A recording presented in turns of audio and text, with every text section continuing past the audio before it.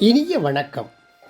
சிலப்பதிகாரம் பல்வேறு வகையான காதைகளை கொண்டது. குறிப்பாக 30 காதைகளை கொண்டது.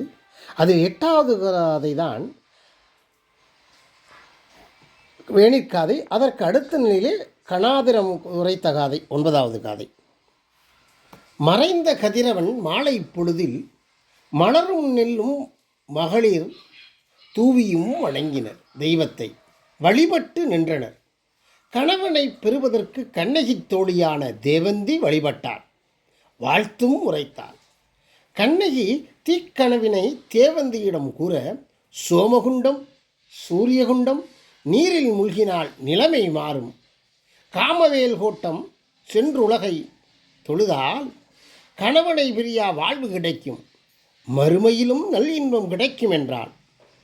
துறைமூழ்கி தெய்வம் தொழுதல் எம்குளம் நெறி என்று இது ஒரு வகையான மூடம். உரைத்தாள் கண்ணகி, உணர்ந்தாள் தேவந்தி. அப்பொழுது அங்கு வந்திட்ட கோவலன் வாடிய மேனி கண்டு வருந்தினான். ஓடிய மனதை ஒழுங்குபடுத்தினான். செயலுக்கு நாணினான், சிந்தனையை மாற்றினான். கண்ணகியின் காட்சியம்பை முதலாக கொண்டு இழந்த பொருளை மீட்க எண்ணி மதுரையை நோக்கி செல்ல கண்ணகி அழைத்தான். அவளும் உடன்பட்டாள். பொழுதும் புலரும் முன் பயணித்தனர் இருவரும் மதுரை நோக்கி.